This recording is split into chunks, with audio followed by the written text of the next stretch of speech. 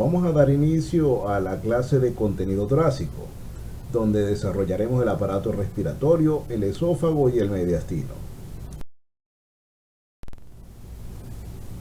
Una persona puede vivir por varias semanas sin alimento y varios días sin agua, pero solamente unos pocos minutos sin oxígeno. Cada célula en el cuerpo necesita un suministro continuo de oxígeno para producir energía y crecer, repararse o reconstituirse, así como para mantener las funciones vitales. El oxígeno debe estar disponible para las células de manera que ellas lo puedan utilizar. Debe ser incorporado dentro del cuerpo como aire purificado, enfriado o calentado, humidificado y entregado en las cantidades adecuadas. El sistema respiratorio es el vínculo para esta fuente vital de oxígeno. Incluye el diafragma y los músculos del tórax, la nariz, la boca, la faringe, la tráquea, el árbol bronquial y los pulmones. Cada uno de estos elementos será tratado más adelante. También se encuentran involucrados el torrente sanguíneo, el corazón, el cerebro. El torrente sanguíneo capta el oxígeno de los pulmones para distribuirlo al resto del cuerpo y regresa el dióxido de carbono hacia ellos para su remoción. El corazón crea la fuerza para desplazar la sangre, la presión y velocidad adecuada a través de todo el cuerpo. El fino funcionamiento del sistema completo es regulado por el cerebro y el sistema nervioso autónomo. La tráquea es un conducto impar y medial que comienza en la laringe y termina en el tórax, dando dos ramas de bifurcación, los bronquios. Se extiende desde el borde inferior de la sexta vértebra cervical hasta la cuarta vértebra torácica en un adulto promedio. Es un tubo flexible y elástico que sigue la laringe en sus movimientos y se deja desviar más o menos a la izquierda o a la derecha al movilizarla con los dedos. Es un órgano o conducto compuesto por anillos cartilaginosos incompletos por su porción posterior, que se continúan por arriba con la laringe y por debajo de los bronquios, como ya había dicho. Sus dimensiones: en los hombres 12 centímetros, en mujeres 11 centímetros en promedio, con un diámetro transversal de 20 milímetros y un antero posterior de 10 milímetros, formado por 15 a 20 cartílagos. La tráquea se localiza en el plano medio de la parte anteroinferior del cuello. En el mediastino superior se proyecta a nivel de la sexta vértebra cervical hasta la quinta vértebra torácica y termina bifurcándose en dos bronquios principales, el nivel de lo que es el mediastino medio. Tiene unos límites superior con el borde inferior del cartílago cricoides a nivel de C6 y un límite inferior en la bifurcación de la tráquea a nivel de T4 o T5. En su trayecto tiene diversas relaciones. Comenzamos con lo que son las relaciones cervicales, que tiene relaciones anteriores y laterales, donde a nivel anterior se relaciona con la fascia pretraquial, con el músculo infrayoideo, rodeados por la hoja superficial de la fascia cervical profunda, el istmo de la glándula tiroides, al nivel de los anillos 2, 3 y 4, restos del timo, arco de las venas yugulares anteriores en el espacio suprarrenal y venas tiroideas inferiores. A nivel lateral, los lóbulos de las glándulas tiroides, paquete vasculonervioso del cuello, y arteria tiroidea inferior y nervios laringeos recurrentes. A nivel de sus relaciones torácicas, tenemos a nivel anterior lo que es el maniobro external, restos del timo, vena tiroidea inferior, tronco venoso brachiocefálico izquierdo, arco aórtico, tronco arterial brachiocefálico y el plexo cardíaco profundo con los ganglios linfáticos. A nivel de su bifurcación, en su parte anterior se halla el pericardio, las aurículas cardíacas, bifurcación de la arteria pulmonar, plexo cardíaco profundo y los linfáticos traqueobronquiales inferiores. En su interior se halla el repliegue mucoso denominado carina, que es un espolón o cresta que divide el inicio de ambos bronquios. Con respecto a las relaciones de la tráquea, a nivel lateral derecho tenemos la pleura, pulmón derecho, vena brachiocefálica derecha, vena cava superior, nervio vago y vena hocico mayor. A nivel lateral izquierdo tenemos el callado aórtico, arteria carótida común izquierda, el nervio laringeo recurrente izquierdo. Y a nivel posterior tenemos el esófago y el tejido conectivo ordinario. La tráquea es un cilindro semirrígido de unos 13 centímetros de largo, que se extiende desde el borde inferior del cartílago cricoides en la laringe hasta su bifurcación, a nivel de la cuarta vértebra torácica, dando origen a los bronquios derecho e izquierdo. Una característica de la tráquea es la presencia de arcos de cartílago hialino en su pared, lo que impide el colapso del órgano. Entre los arcos del cartílago hay un tejido fibroso de músculo liso.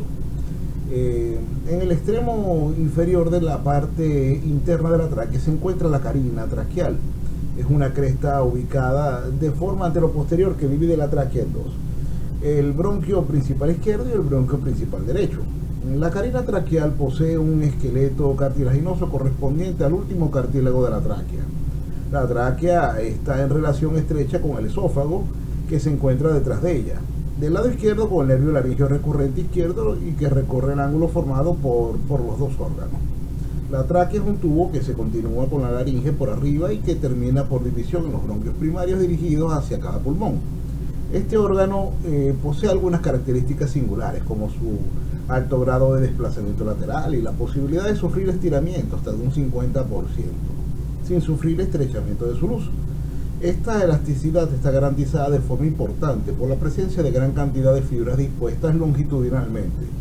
El diámetro de la luz queda garantizado por la presencia de 15 a 20 fíbulas cartilaginosas en forma de U. La pared posterior de la tráquea corresponde a la porción desprovista de cartílago, membranosa, rodeada de fibras musculares, con gran poder constrictor, mas no dilatador. La tráquea se extiende entre la laringe y el tórax, atravesando la línea media, aunque se inclina ligeramente hacia la izquierda. Esta se divide en dos partes: la parte cervical de la tráquea, que se encuentra dentro del compartimiento visceral anterior, que es el pretraqueal del cuello, que comienza en el borde inferior de la laringe, cartílago cricoides o manzana de Adán, ubicado al nivel de lo que es la vértebra C6, y termina al nivel de la escotadura yugular del esternón, representando el borde superior del mediastino superior. La parte torácica de la tráquea se encuentra dentro del mediastino superior del tórax, que comienza en la apertura torácica superior y termina en la bifurcación traqueal. La bifurcación puede ubicarse en cualquier lugar entre los niveles de la cuarta y las séptimas vértebras torácicas. Más comúnmente se localiza al nivel del ángulo esternal y la vértebra T5. La tráquea y los bronquios forman colectivamente el árbol tráqueo-bronquial. La parte torácica se divide a nivel de la bifurcación traqueal en los bronquios principales derecho e izquierdo, como ya habíamos dicho anteriormente, y la bifurcación traqueal alberga una cresta cartilaginosa originada sagitalmente llamada carina. Con respecto a la vascularización traqueal, hablando de las arterias, podemos decir que las arterias de la porción cervical de la tráquea provienen principalmente de las arterias tiroideas inferiores, que son ramas de la arteria subclavia. La irrigación de la tráquea torácica es muy variable y proviene de las arterias tímicas, de la mamaria interna, que son ramas de la arteria subclavia, de las bronquiales, que son ramas de la aorta torácica, y de la tiroidea inferior de Neubauer. La microvascularización arterial traqueal se constituye de arcos anastomósticos laterotraqueales. En los espacios intercartilaginosos existen las arterias intercartilaginosas transversas, anastomosándose en la parte anterior de la línea media con las arcadas laterales. Las arteriolas forman un rico plexo capilar submucoso cuyas mallas poligonales están situadas debajo de la membrana basal. Las arterias traqueales son de tipo terminal. Con respecto a las venas, se puede hablar de que hay pequeñas venas que salen de la red mucosa y de la glándula y corren de adelante hacia atrás por los intervalos de los anillos cartilaginosos. Al llegar a la pared posterior desembocan en unos pequeños troncos colectores submucosos y de ahí pasan a las venas esofágicas y las tiroideas inferiores. Con respecto a la inervación de la tráquea, podemos decir que viene dada en parte de dos orígenes: uno, el nervio vago o neumogástrico, y el gran simpático. Los filetes nerviosos del vago proceden del plexo pulmonar, del laringio superior y en parte de los recurrentes. Y los filetes del simpático emanan de los ganglios cervicales y de los 2 o 3 primeros ganglios torácicos. Por eso que la inervación neurovegetativa depende del sistema simpático por la cadena simpática torácica y el parasimpático a nivel de lo que es el nervio vago o neumogástrico. Ambos dan origen a una acción motriz destinada al músculo liso traqueal, sensibilidad de la pared de la secreción de las glándulas traqueales.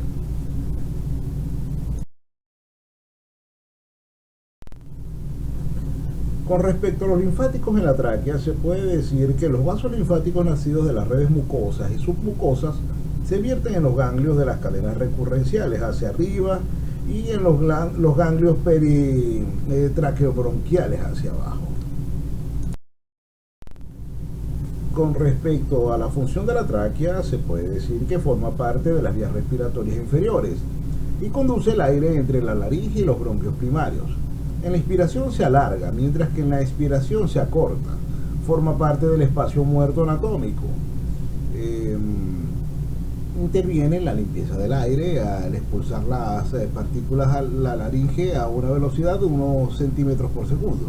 De 500 cc expirados a 150 son de lo que se conoce como espacio muerto anatómico y 350 de gas alveolar.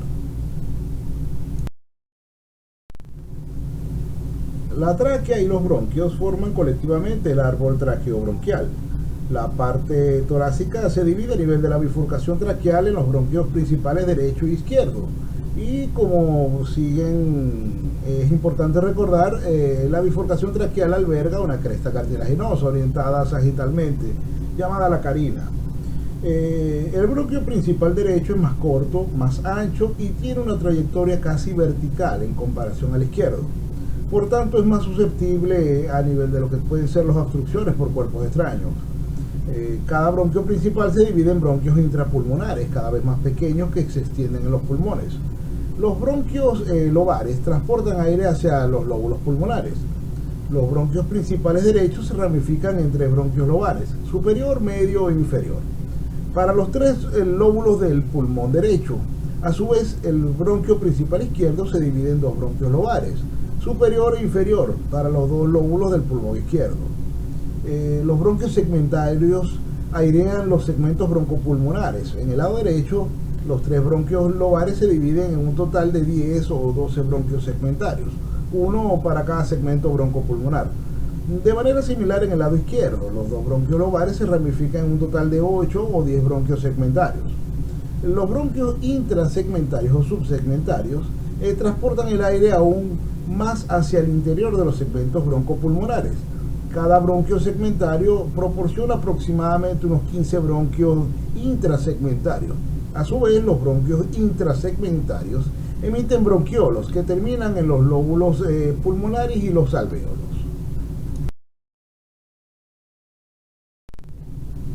Otras características que hay que tomar en cuenta a nivel anatómico con respecto a los pulmones es que ellos cambian según la edad y el momento respiratorio.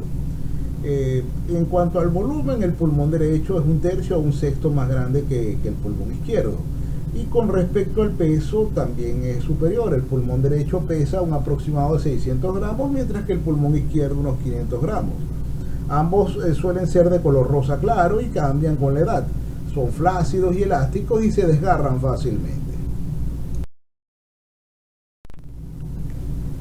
Recapitulando un poco la información dada, podemos decir que los pulmones son los órganos encargados de la función respiratoria. Tienen aspecto esponjoso, se encuentran en el tórax, protegidos por las costillas, uno a cada lado del corazón. El espacio que los separa es el mediastino y en el que se encuentra también el corazón, la tráquea, los bronquios y la salida de los grandes vasos.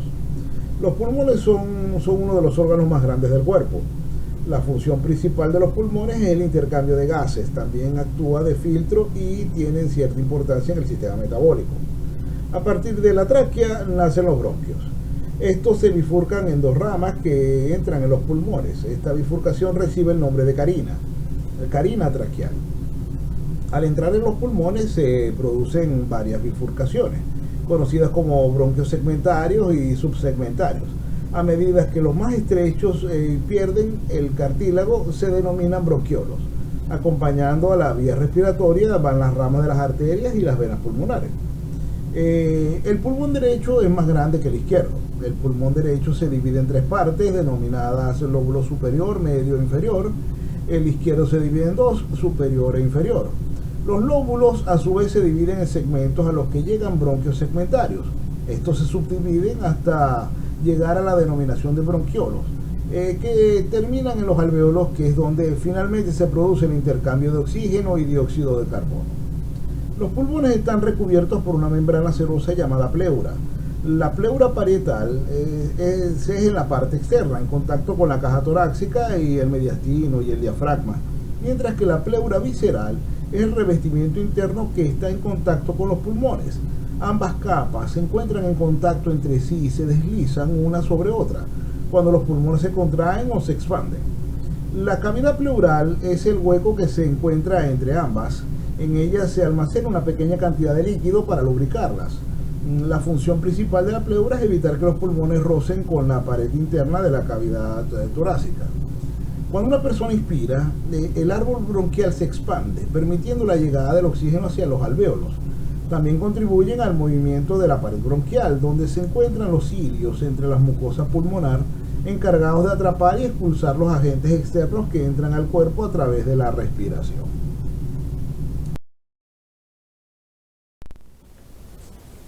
Ya habíamos hablado de las caras de la conformación de los pulmones, pero ambos comparten lo que es la cara costal, la cara mediastínica y la cara diafragmática. A nivel de la cara costal, su parte posterior es la más alta que la anterior. Es la cara que se ofrece en la exploración clínica. Se encuentra dividida por las fisuras oblicuas y fisura horizontal. A nivel de la cara mediastínica se apoya contra los órganos mediastínicos. Se encuentran los cilios pulmonares. Y a nivel de lo que es la cara diafragmática se moldea sobre el hemidiafragma correspondiente, desciende más en su cara posterior que en la anterior. Por encima y detrás de la impresión cardíaca hay una depresión triangular llamada ilio, donde las estructuras que forman la raíz del pulmón entran y salen de la víscera. Estas incluyen la arteria pulmonar en la parte más superior del pulmón izquierdo, las venas pulmonares superiores e inferiores, vasos linfáticos y el bronquio con los vasos bronquiales rodeándolo. El ligamento pulmonar cae por debajo del ilio pulmonar y termina en un filo libre y falciforme. El área que rodea el ilio se le llama periiliar. El ilio pulmonar es una zona anatómica de forma triangular, situada en la superficie mediastínica de cada pulmón, junto a la impresión cardíaca, justo sobre el mediastino medio. En esta zona el tejido pulmonar se encuentra con los bronquios, venas y otras estructuras que forman la raíz pulmonar, como ya habíamos dicho.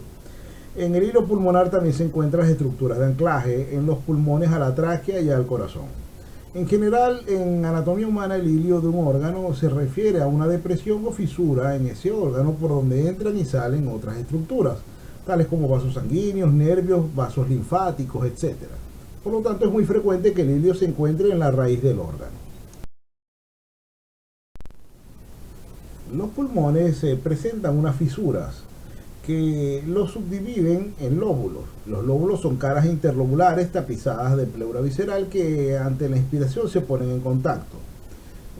Hay variantes por falta, unidos por un puente de parénquima, por exceso y por modificaciones patológicas.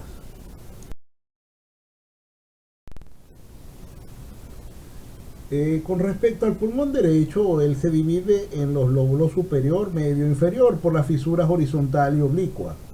La fisura horizontal separa los lóbulos horizontal y medio, mientras que la oblicua separa el lóbulo inferior de los lóbulos superior y medio. Por anterior, el lóbulo medio se proyecta desde la cuarta costilla hasta la base. En la espalda, el lóbulo inferior se proyecta desde T3, que es la fisura oblicua, hasta lo que es la base.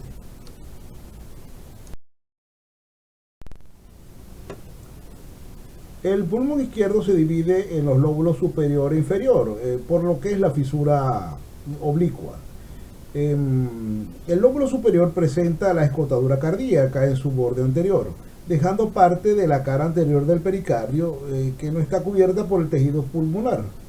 Y el lóbulo inferior se proyecta principalmente hacia posterior, bajo la fisura oblicua, desde T3 hasta las bases.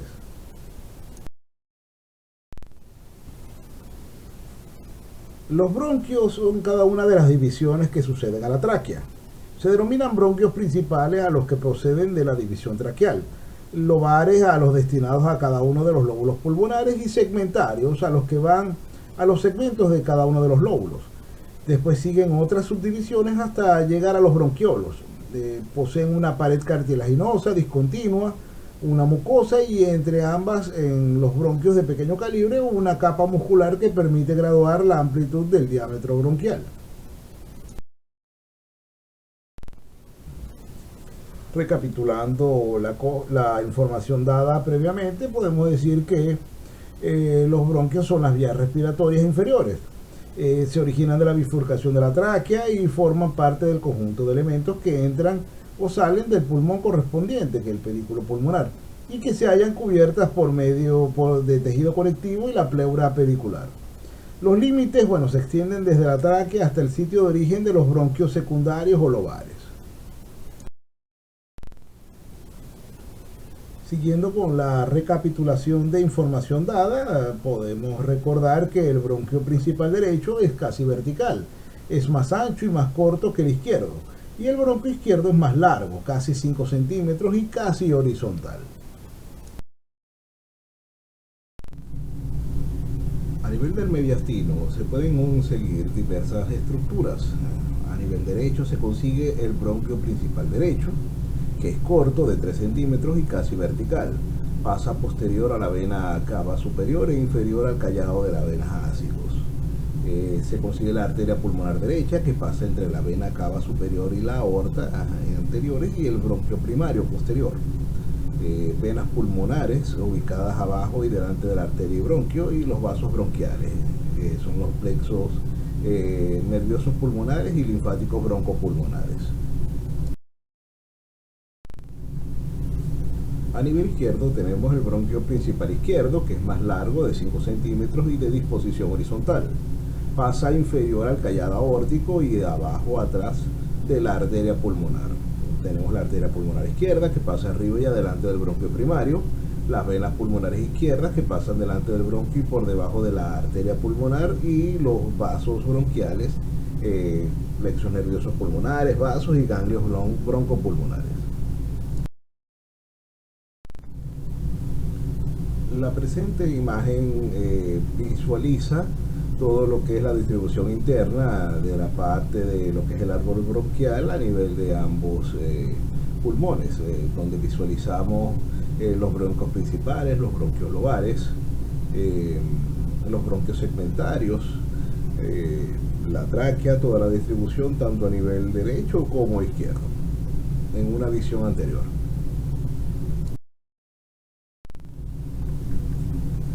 Cada bronquio primario se divide en bronquios secundarios o bronquios lobares, 2 en el pulmón izquierdo y 3 en el pulmón derecho, que se distribuyen a cada lóbulo de cada pulmón. Cada bronquio lobar da origen a los bronquios terciarios o bronquios segmentarios. Los bronquios segmentarios son ramificaciones de los bronquios lobares. El hombre tiene 18 bronquios segmentarios, que estos se ramifican en bronquiolos. Si los bronquios segmentarios ya no se puede subdividir, se le llama bronquiolo terminal. Entonces, a nivel de lo que es el árbol bronquial derecho, tenemos el bronquio lobular superior, medio e inferior, mientras que para el árbol bronquial izquierdo tenemos el bronquio lobular superior e inferior. En el árbol bronquial derecho, el bronquio lobular superior se subdivide en bronquio segmentario apical, posterior y anterior. El bronquio lobular medio se subdivide en bronquio segmentario lateral o externo y medial o interno. Y el bronquio lobular inferior se divide en bronquio segmentario superior, basal medial o interno, basal anterior, basal lateral o externo y basal posterior. A nivel del árbol bronquial izquierdo, el bronquio lobular superior se subdivide en bronquio segmentario ápico posterior, anterior, lingual superior y lingual inferior. Y el bronquio lobular inferior se subdivide en superior o apical o dorsal, basal anterior, que es el interno, basal lateral o externo, y el bronquio segmentario posterior.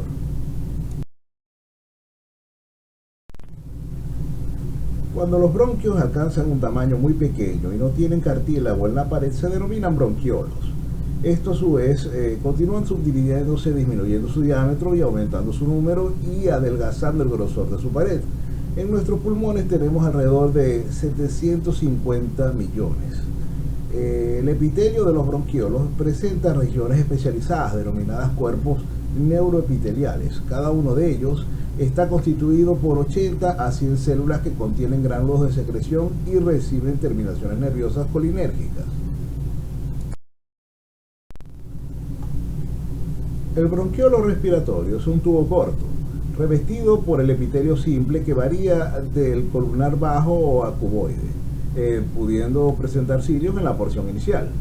De los bronquiolos respiratorios se desprenden unos conductos largos y tortuosos que se conocen con el nombre de conductos alveolares.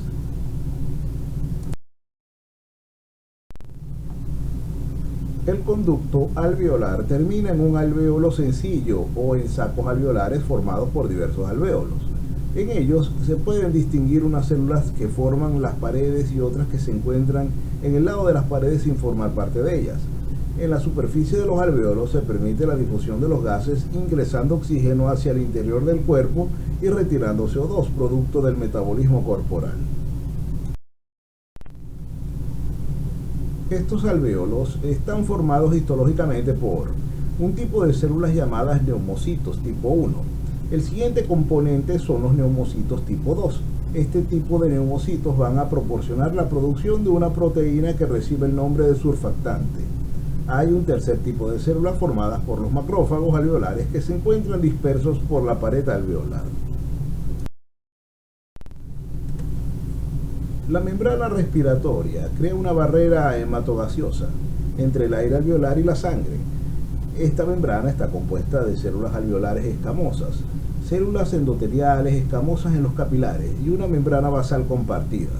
La membrana cuenta con un grosor de tan solo 0.5 milímetros, en contraste con los 7.5 milímetros de diámetro que tienen los eritrocitos, que son las células sanguíneas que pasan por los capilares.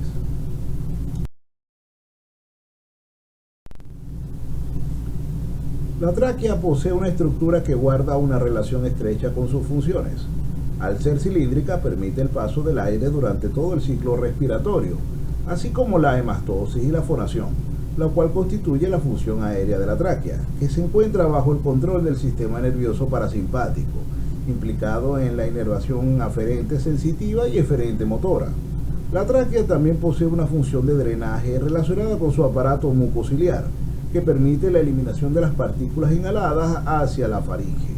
También tiene un acúmulo de conjuntos linfoides parietales que otorgan a la tráquea una función inmunitaria, celular y humoral específica.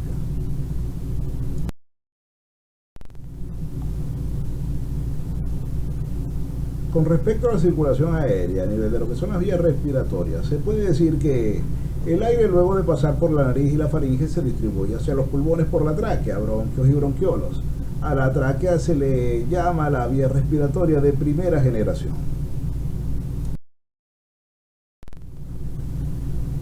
Mediante la respiración, inhalación y exhalación, el sistema respiratorio facilita el intercambio de gases entre el aire y la sangre, y entre la sangre y las células del cuerpo.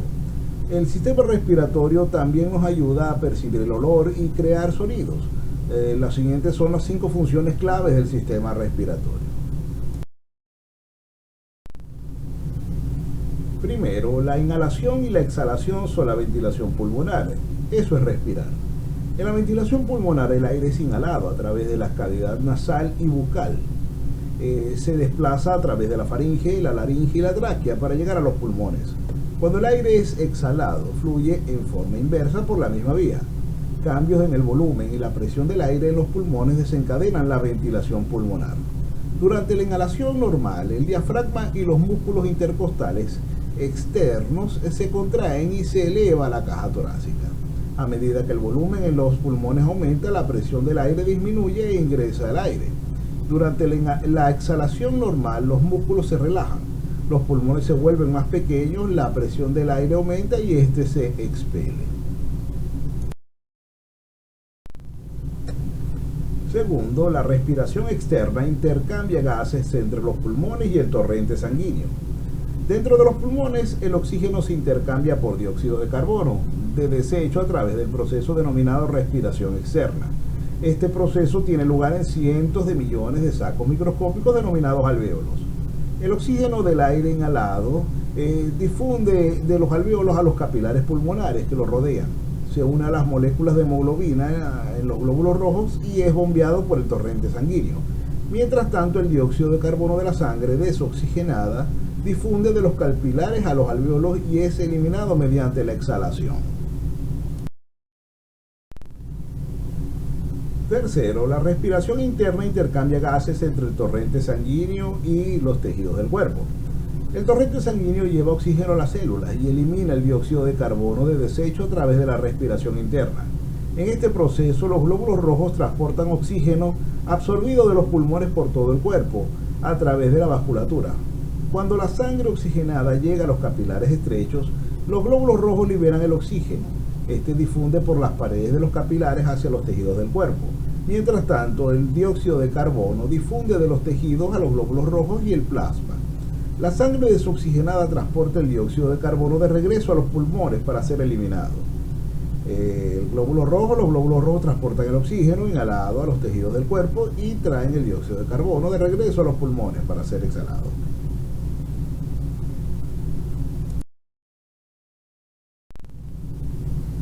Cuarto, el aire que hace vibrar las cuerdas vocales crean sonidos. La fonación es la creación del sonido mediante estructuras que se encuentran en las vías respiratorias superiores. Durante la exhalación, el aire pasa de los pulmones por la laringe. Cuando hablamos, músculos de la laringe mueven los cartílagos aritenoides.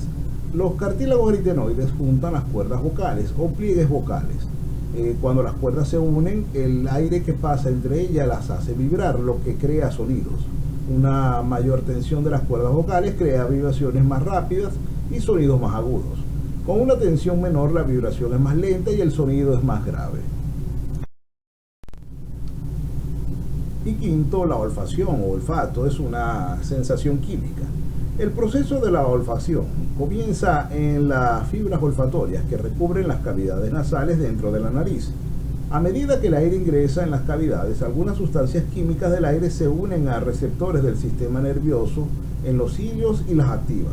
Este estímulo envía una señal al encéfalo. Las neuronas llevan la señal desde las cavidades nasales a través de los orificios en el hueso etmoides hasta los bulbos olfatorios.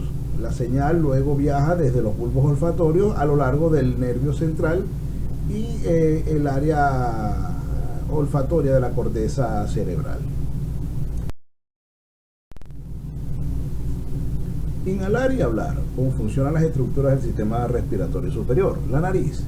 La nariz detecta las moléculas de olor y ayuda a filtrar y calentar el aire que inhalamos. El sistema respiratorio superior o tracto respiratorio superior consiste en la nariz y la cavidad nasal, la faringe y la laringe. Estas estructuras nos permiten respirar y hablar. Calientan y limpian el aire que inhalamos. Las membranas mucosas que revisten las estructuras respiratorias superiores atrapan algunas partículas extrañas, que incluyen el humo y otras sustancias contaminantes antes de que desciendan a los pulmones. Las cavidades nasales son las cámaras del interior de la nariz. Por delante, los orificios nasales o narinas crean aberturas hacia el mundo externo. El aire es inhalado a través de los orificios nasales y es calentado a medida que se desplaza hacia el interior de las cavidades nasales. Los huesos con forma de rollos, los cornetes nasales, protruyen y forman espacios por donde pasa el aire. Los cornetes hacen que el aire forme un remolino, lo que le otorga al aire tiempo para humedecerse, calentarse y limpiarse antes de ingresar a los pulmones. Los cilios epiteliales, comúnmente denominados pelos nasales, y una membrana mucosa revisten el interior de las cavidades. Los cilios, junto con el moco producido por las glándulas seromucosas y otras glándulas en la membrana atrapan partículas indeseadas. Finalmente, el aire filtrado y calentado sale por la parte posterior de las cavidades nasales hacia la nasofaringe, la parte más superior de la faringe.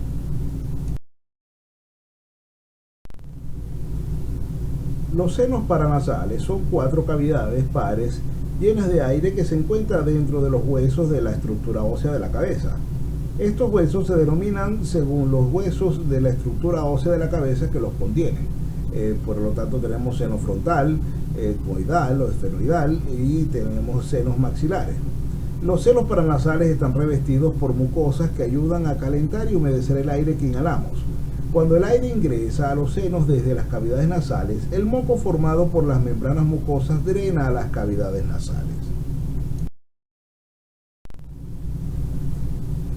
La faringe o garganta tiene forma de embudo durante la respiración. Permite el paso de aire entre la laringe y la tráquea y las cavidades nasales y la bucal.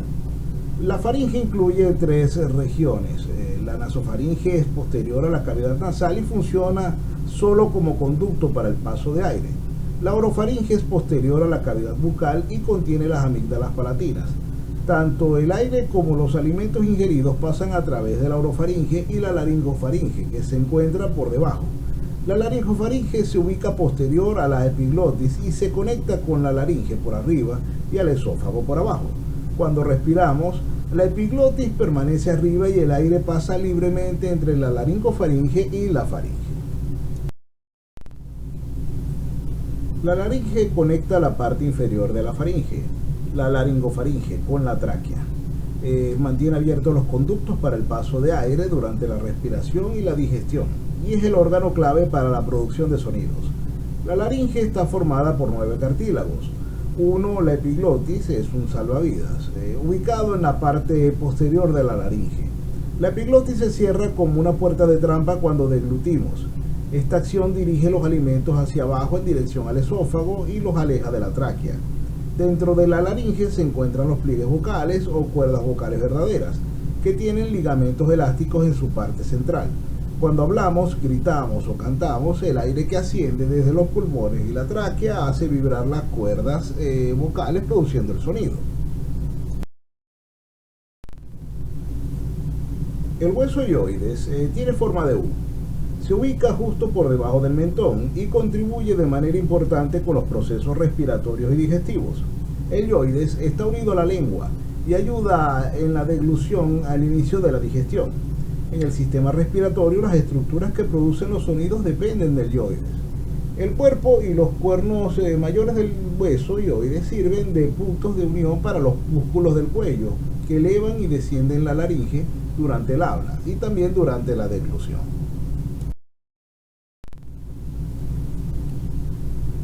El sistema respiratorio inferior o tracto respiratorio inferior consiste en la tráquea, los bronquios y bronquiolos y los alvéolos, que forman los pulmones. Estas estructuras hacen ingresar aire del sistema respiratorio superior y absorben el oxígeno y en el intercambio liberan dióxido de carbono. Otras estructuras, es decir, la caja torácica o parrilla costal y el diafragma, protegen y brindan soporte a estas funciones. La tráquea es un tubo de menos de 2.5 centímetros de diámetro, cubierto por anillos cartilaginosos. Se extiende desde la parte inferior de la laringe y desciende por detrás del esternón, hasta que se ramifica en tubos más pequeños, los bronquios. Durante la inhalación, el aire filtrado y calentado por el sistema respiratorio superior pasa de la faringe y la laringe hacia la tráquea. Luego desciende a los bronquios e ingresa a los pulmones. El aire desoxigenado de los pulmones asciende por la tráquea durante la exhalación. Los anillos cartilaginosos brindan soporte al tubo de la tráquea e impiden que se sobreexpanda o se colapse, como cuando aspira demasiado fuerte por una pajilla o por un pitillo. Tienen forma de C y están interrumpidos en la parte posterior. Esto permite que la tráquea se doble cuando el esófago presiona contra ella cuando se degluten los alimentos.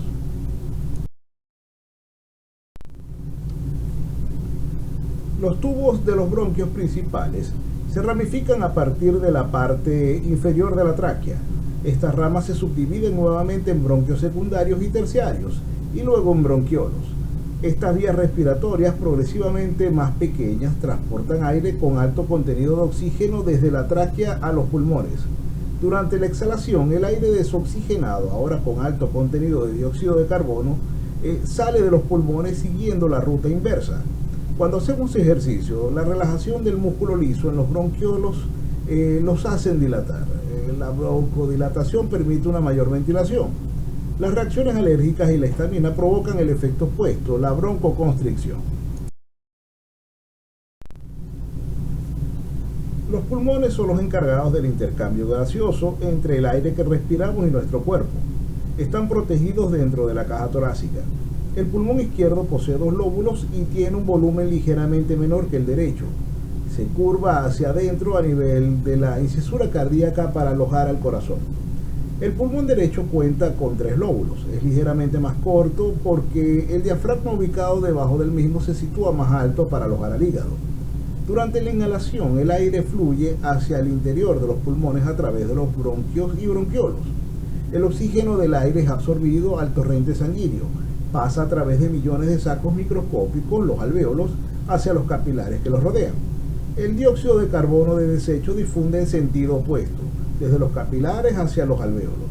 Los pulmones eliminan el aire desoxigenado durante la exhalación.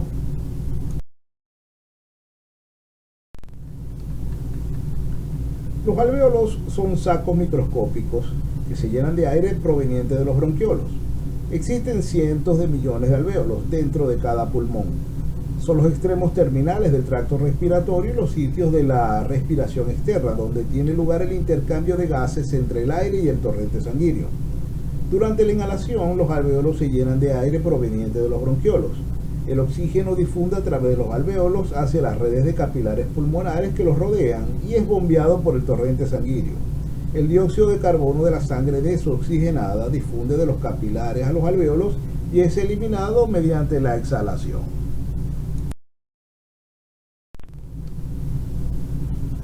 Los pulmones se asientan encima del diafragma, un músculo que forma el piso de la cavidad torácica.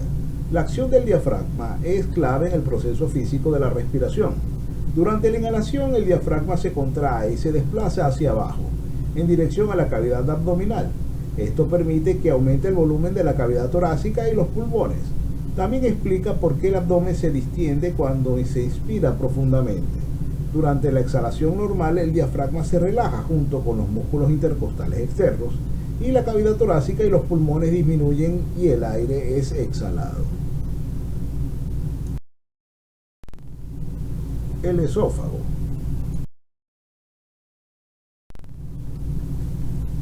Es un tubo muscular de 25 a 30 centímetros que comunica la faringe con el estómago.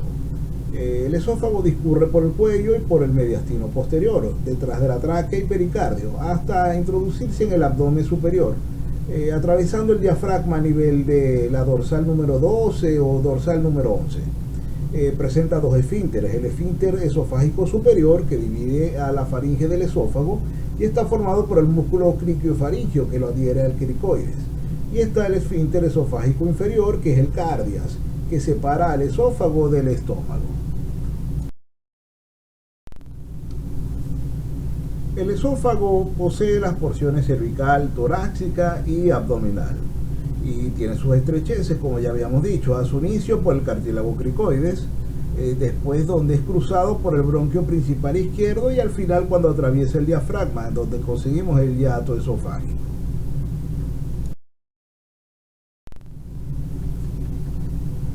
El esófago recibe su irrigación principalmente por lo que son las arterias tiroideas inferiores, las bronquiales y las ramas de la aorta. En cuanto a su inervación, está inervado por las fibras motoras procedentes del nervio vago. En cuanto a las arterias, bueno, en el cuello las arterias tiroideas inferiores brindan las arterias esofágicas superiores. En el tórax, las arterias bronquiales, aorta torácica y las intercostales posteriores originan a las arterias esofágicas medias. En el abdomen, las arterias frénicas inferiores, gástrica izquierda y gástrica posterior, originan las arterias esofágicas inferiores. El mediastino. Es el compartimiento intratorácico limitado a los lados por ambos pulmones, en su parte superior con la base del cuello y en la inferior con el diafragma. En la placa de tórax, el mediastino suele ser una parte opaca en la que no podemos diferenciar las estructuras que lo conforman. La mayoría de ellas tienen densidad agua y producen signo de la silueta entre sí, motivo por el que pierden sus límites. A nivel de rayos X, solo podemos diferenciar anatómicamente la tráquea y bronquios principales. Al tener estos densidad de aire que resaltan sobre las estructuras con densidad de agua, se pueden distinguir los bordes anatómicos del mediastino al contrastar sobre la densidad de aire de los pulmones. La región precordial se extiende de 4/5 partes de su extensión en la cara anterior del tórax, a la izquierda de la línea media. Tiene la forma de un triángulo con base inferior y vértice superior. Tenemos el área vascular, que su base está situada en el segundo espacio intercostal a 1 centímetro del esternón al lado derecho. Y el área cardíaca, que es el área cuadrilátera que se origina desde el cuarto espacio intercostal hasta el quinto espacio intercostal, 10 centímetros por fuera. El vértice del corazón se ubica en la línea media clavicular y en el quinto espacio intercostal. Las válvulas del corazón, tenemos la válvula pulmonar que se ubica en el borde superior del tercer espacio intercostal izquierdo. La válvula aórtica se ubica detrás del esternón en la línea media a nivel del tercer espacio intercostal. La válvula mitral se ubica detrás del cuerpo del esternón en el cuarto espacio intercostal. Y la válvula tricuspidia se ubica en la derecha de la línea media entre lo que es el cuarto y quinto espacio intercostal.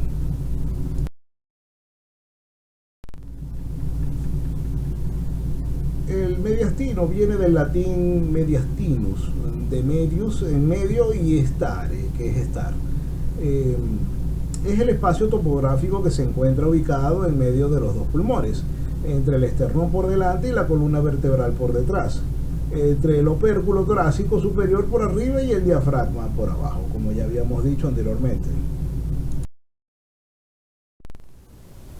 Como repaso para lo correspondiente a lo que son los límites del mediastino, podemos volver a decir que a nivel superior está limitado por el opérculo torácico superior, a nivel inferior por el diafragma, a nivel lateral por ambas pleuras mediastínicas, a nivel anterior por el espacio interesternal interpleural y a nivel posterior por la columna vertebral.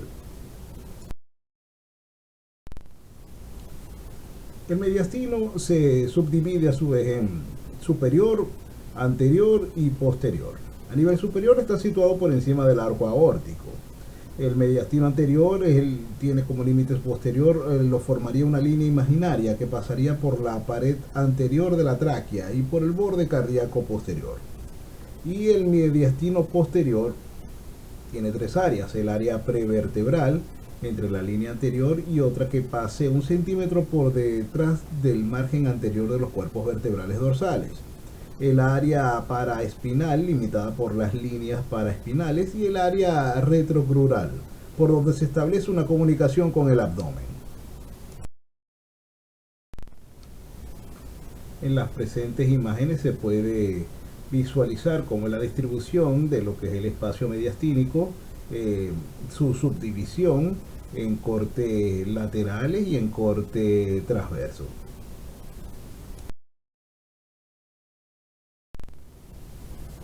En proyecciones radiológicas, en este caso una proyección postero-anterior, con respecto al borde mediastínico derecho se puede decir que de arriba abajo está formado por la línea paratraqueal que corresponde en su parte más baja a la vena cava superior, ilio derecho, y la parte de la silueta cardíaca correspondiente a la aurícula derecha.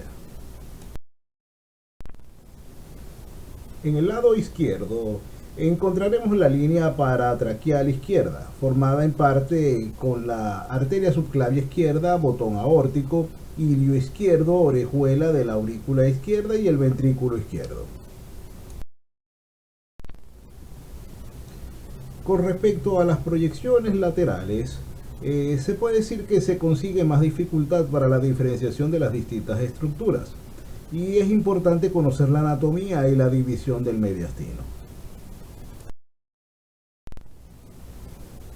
En las presentes imágenes se puede visualizar cómo se pueden distinguir los bordes mediastínicos para su segmentación. En este caso tenemos la proyección radiológica lateral, donde se visualiza los compartimientos mediastínicos, superior, anterior, medio y posterior. La otra es una proyección PA, que es una proyección clásica a nivel de lo que es la silueta torácica, donde se visualiza el corazón, los grandes vasos, y lo que está oscuro es donde estaría la trama pulmonar. El mediastino no es un espacio de amplitud uniforme. En ocasiones se estrecha tanto que permite el contacto de las hojas pleurales de ambos pulmones. O estos pueden introducirse en espacios dejados entre las diferentes estructuras mediastínicas, dando lugar a recesos, líneas o reflexiones que pueden verse en la placa de tórax.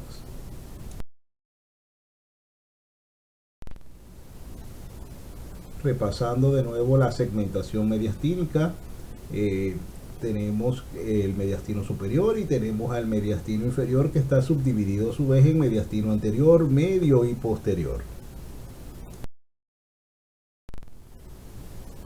El mediastino superior es un espacio topográfico comprendido por delante de la vértebra dorsal número 1, entre el borde interno de ambas primeras costillas y por detrás del borde superior de la horquilla esternal, a nivel de T4 o T5. Es de forma elíptica. Los elementos que contiene son de adelante hacia atrás las venas subclavias y yugulares internas, las arterias subclavias y carótidas primitivas, la tráquea y sus recurrentes, el esófago, ambos nervios neumogástricos y los nervios frénicos. El mediastino anterior tiene sus límites por delante con el cuerpo del esternón y los músculos transversos del tórax, por detrás con el pericardio fibroso y lateralmente por la cara medial de los pulmones. Su contenido es el timo a nivel de lo que es el niño, el paciente pediátrico, las ramas de los vasos torácicos internos, la grasa y los vasos y nódulos linfáticos.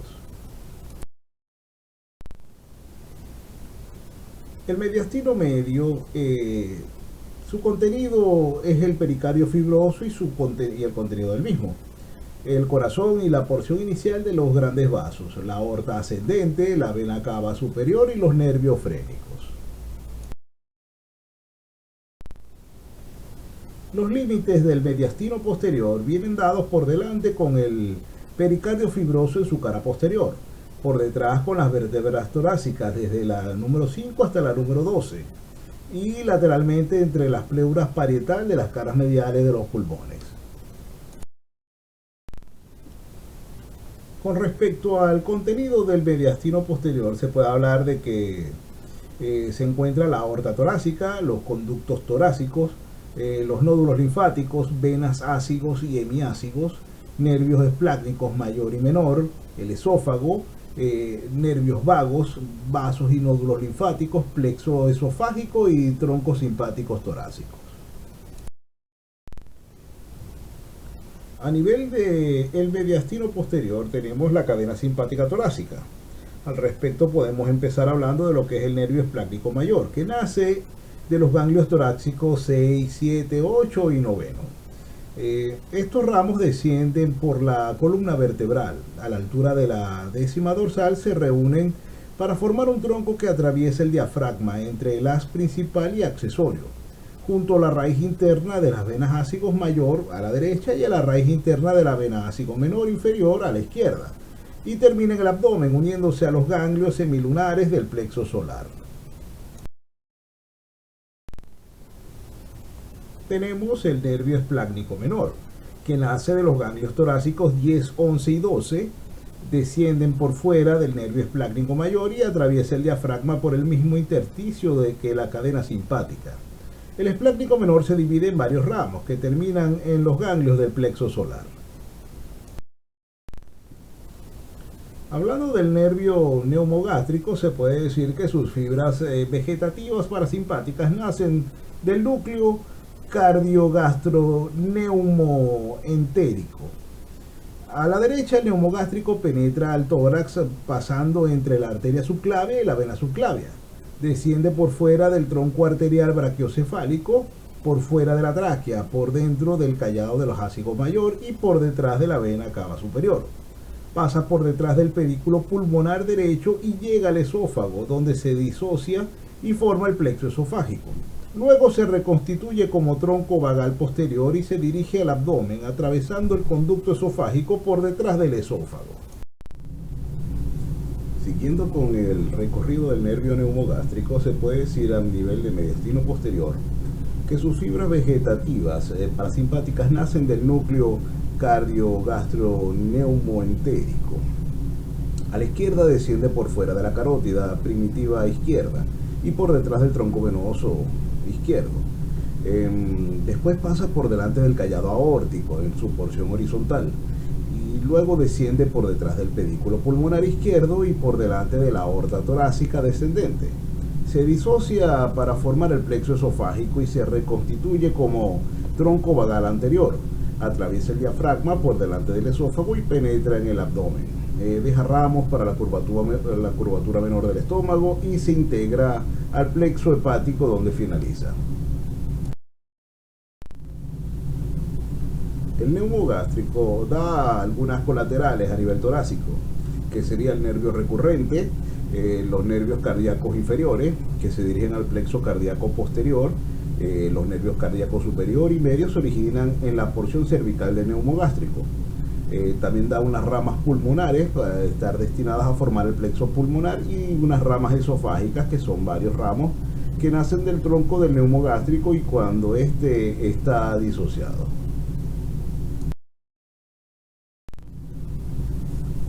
Con respecto al nervio frénico, se puede decir que este nervio es una rama motora del plexo cervical que nace de C3, C4 y C5. A la derecha desciende en el mediastino por fuera del tronco venoso brachiocefálico derecho y después por fuera de la vena cava superior. Pasa enseguida por delante del pedículo pulmonar derecho y desciende verticalmente a lo largo de la cara lateral del pericardio hasta el diafragma. A la izquierda cruza la cara anterior del callado aórtico en su porción horizontal y luego pasa por delante del pedículo pulmonar izquierdo. Desciende por la cara lateral del pericardio oblicuamente hacia adelante y aborda el diafragma por detrás de la punta del corazón, dividiéndose en ramos musculares y abdominales.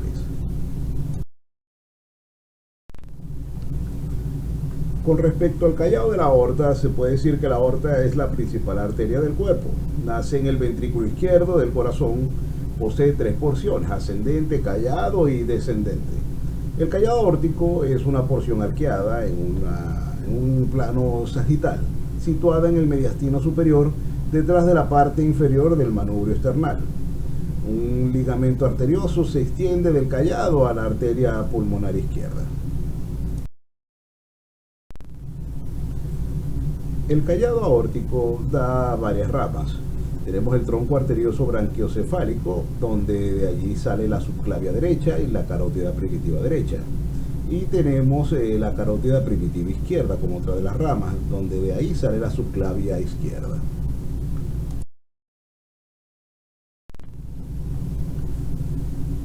Con respecto a la aorta torácica, se puede decir que la porción descendiente de la aorta lleva el nombre de la región que recorre.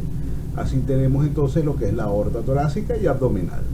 La aorta torácica desciende por el mediastino posterior, desde el callado hasta la 12ª vértebra dorsal, o de 12, donde atraviesa el orificio diafragmático y pasa al abdomen. Puede existir una rama inconstante de la arteria que es la vas aberrans y representa la aorta dorsal derecha embrionaria. La aorta en su segmento torácico también da dos ramas, que son ramas parietales y viscerales. En las ramas parietales tenemos las intercostales posteriores, que va desde la tercera hasta la 11ª. Tenemos subcostales y las frénicas superiores. Con respecto a las ramas viscerales va a dar cuatro tipos de ramas: bronquiales, esofágicas, pericárdicas y mediastínicas. La vena cava superior. En el mediastino desembocan los troncos venosos brachiocefálicos, formando la vena cava superior, que llega a la aurícula derecha. Desciende sobre el borde derecho de la aorta ascendente hasta el corazón. En ella desemboca el sistema de la vena ácigos y de la vena cava inferior. Únicamente un par de centímetros son intratorácicos al penetrar por el diafragma y desembocar en el corazón. El sistema venoso ácigos es un sistema de drenaje venoso que se extiende a los lados de los cuerpos vertebrales. Recoge la mayor parte de la sangre del dorso, paredes del tórax y abdomen. Drena en la vena cava superior. Es un sistema variable y las venas terminales son ácigos, hemiácigos y hemiácigos accesorias. Estas se anastomosan para desembocar al sistema venoso de la cava y la vertebral, proporcionando múltiples vías de retorno al corazón. La presente lámina hace una visualización esquemática de lo que venimos hablando del sistema venoso ácido, donde tenemos que las venas ácigos se forman por la unión de la subcostal y lumbar ascendentes, y tienen en sus tributarias a lo que son las intercostales superiores y posteriores, a las venas hemiácigos y las hemiácigos accesorias. El conducto torácico se extiende desde la parte superior del abdomen al cuello, recogiendo la mayor parte de la linfa del organismo. Su origen en el abdomen es en la unión de los troncos intestinal, lumbar e intercostal descendente. Donde se unen existen una dilatación llamada la cisterna del Kilo o de Beckett.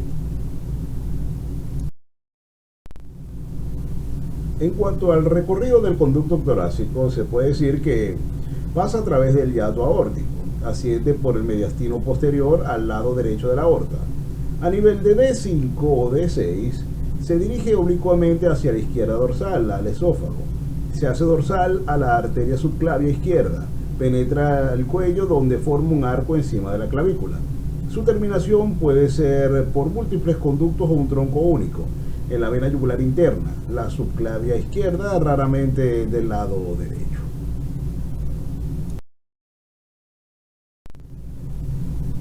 El conducto torácico recoge la linfa de todo el cuerpo, con excepción del miembro superior derecho y de la mitad derecha de la cabeza, del cuello y de la mitad superior derecha del tórax.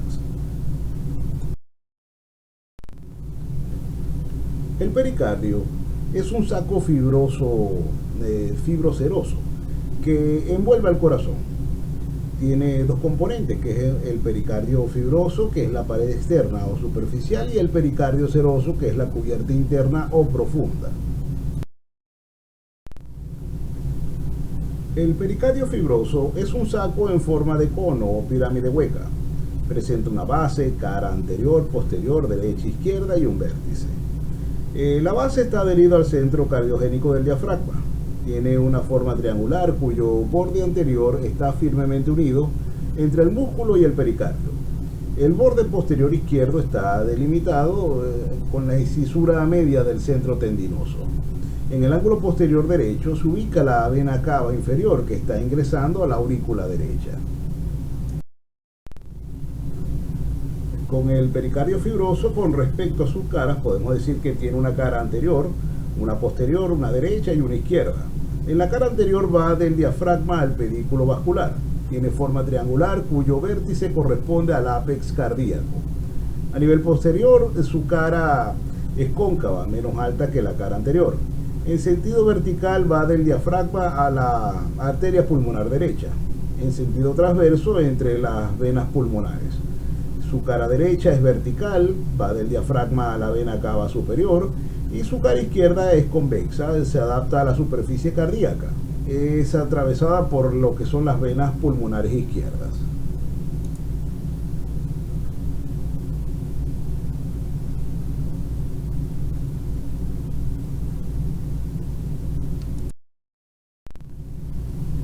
El vértice del pericardio fibroso es truncado, representado por una circunferencia que rodea los vasos que emergen de la base cardíaca. Por delante se relaciona con la parte del borde derecho de la vena cava superior, la cara anterior del arco de la aorta, el origen del tronco brachiocefálico, la arteria pulmonar izquierda y la cara izquierda del corazón. Por detrás se relaciona con la cara posterior de la arteria pulmonar derecha hasta la cara de la arteria pulmonar izquierda. Con respecto a los medios de fijación del pericardio fibroso, tenemos primero los ligamentos pericardiofrénicos, que son tres. Unen al diafragma al pericardio. Tenemos el ligamento anterior, el lateral derecho y el lateral izquierdo. Segundo, tenemos el ligamento externo-pericárdico, que va desde la cara posterior del manubrio esternal y cuerpo esternal a la cara anterior del pericardio, fibroso cubriéndole en toda su extensión. Tenemos como tercero el ligamento vértebro-pericárdico, que va de la columna vertebral, la porosis prevertebral cervical inferior, hasta la cara posterior del pericardio. Y cuarto, la lámina timotiropericárdica. La vaina tiroidea se prolonga hacia el timo y este se contacta con el pericardio anterior. El pericardio seroso es una bolsa serosa que tiene dos láminas, una adherida a la superficie cardíaca, que es la lámina visceral o epicardio, y otra que recubre a la superficie interna del pericardio fibroso, que es la lámina parietal. Ambas están unidas en una sola estructura que delimitan entre sí una cavidad virtual, que es la cavidad pericárdica. La lámina parietal del pericardio seroso está íntimamente unida al pericardio fibroso por su cara interna. La lámina visceral o epicardio está íntimamente unida al corazón, excepto en los grandes vasos. Los vasos sanguíneos llevan una cubierta serosa que está dada por la lámina epicárdica. Tenemos el pliegue preaórtico del concato. Es un espesamiento de la lámina visceral en la cara anterior del arco de la aorta. Y tenemos también el pliegue vestigial de Marshall, que es un pequeño cordón fibroso ubicado debajo de la arteria pulmonar izquierda. Reúne la vena pulmonar superior izquierda a la cara anterior de la aurícula izquierda. Es un vestigio de la vena cava superior izquierda. La cavidad cardíaca es un espacio virtual conformado por las hojas de la lámina serosa, en cuya unión se forman recesos o fondos de saco.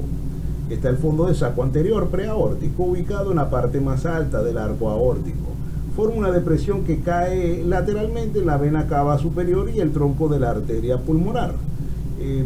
También está el seno transverso pericárdico de Theile, que es un espacio ubicado entre el pedículo arterial y la aurícula izquierda, de forma transversal y delimitado por atrás por la arteria pulmonar derecha, donde discurre la arteria coronaria izquierda.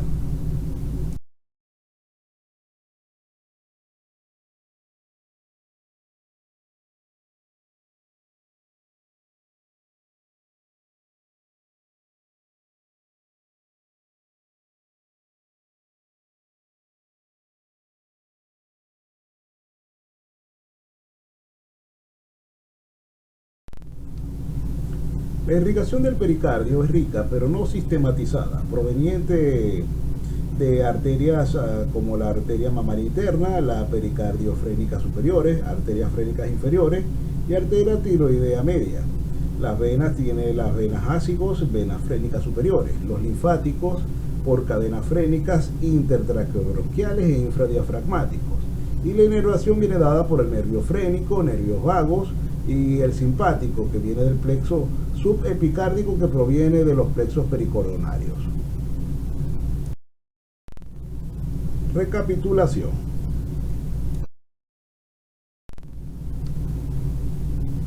Para lo que es el mediastino y poder afianzar los conocimientos adquiridos, tenemos que recalcar primero que el mediastino es un espacio virtual situado entre los dos sacos pleurales. Tiene límites, que es superior, la abertura torácica superior. Tiene un límite inferior, que es el diafragma, y un límite anterior, que es el esternón. A nivel posterior, su límite es la región torácica de la columna vertebral, y tiene límites laterales, que son las pleuras mediastínicas.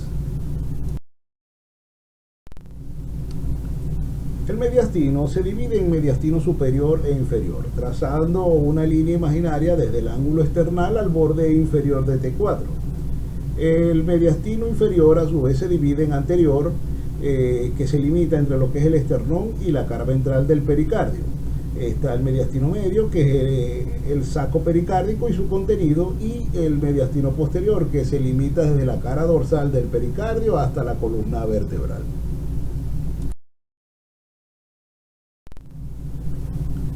En la presente imagen se puede visualizar un corte lateral de lo que es el contenido torácico, y en donde se puede visualizar con exactitud lo que dijimos anteriormente, lo que es la separación entre lo que es el mediastino superior con el mediastino inferior y sus diversas subdivisiones del mismo.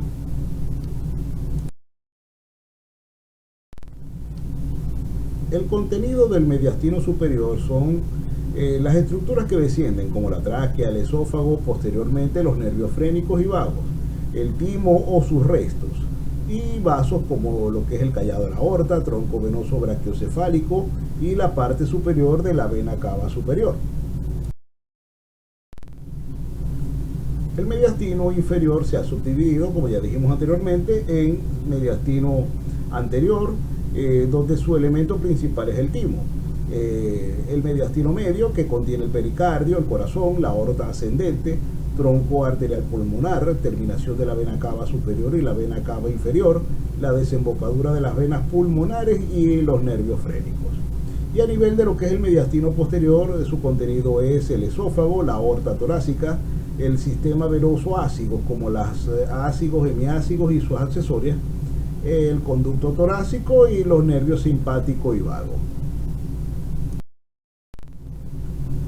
Ya habíamos dicho que la subdivisión de lo que es el mediastino se da por una línea que va desde la arteria manurio external hasta el límite T4 y T5, lo cual divide el mediastino en superior e inferior.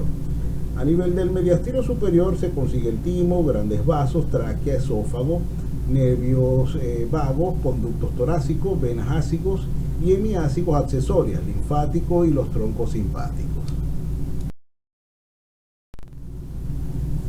En lo que corresponde al mediastino inferior, tenemos que a nivel anterior se encuentra el timo, el músculo triangular del esternón, vasos mamarios internos y ligamento externo pericárdico.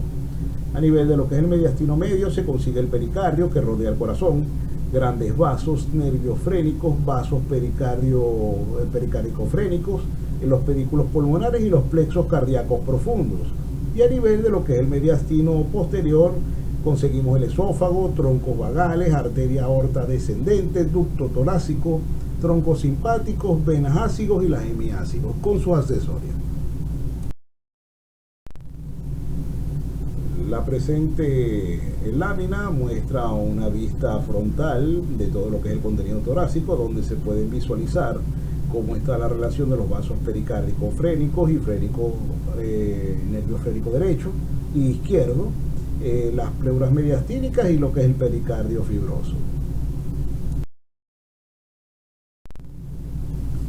En la presente lámina se visualiza también a corte, a una vista frontal, se visualiza lo que es la cúpula pleural, la pleura parietal mediastínica, todo lo que es el espacio pleural, la pleura parietal costal, la pleura parietal diafragmática y el seno pleural costo diafragmático.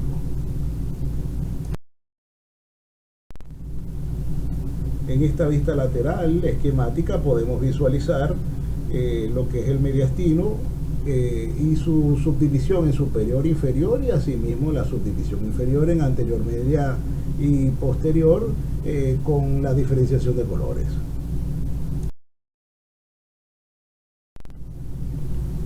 La presente lámina hace una visión frontal de cómo es la distribución de ambas pleuras. Por último, reflejamos en la presente lámina cómo está la visualización del mediastino inferior en su subdivisión anterior, media y posterior. Te darás cuenta de que lo que hoy parece un sacrificio va a terminar siendo el mayor logro de tu vida. Por su atención, muchas gracias.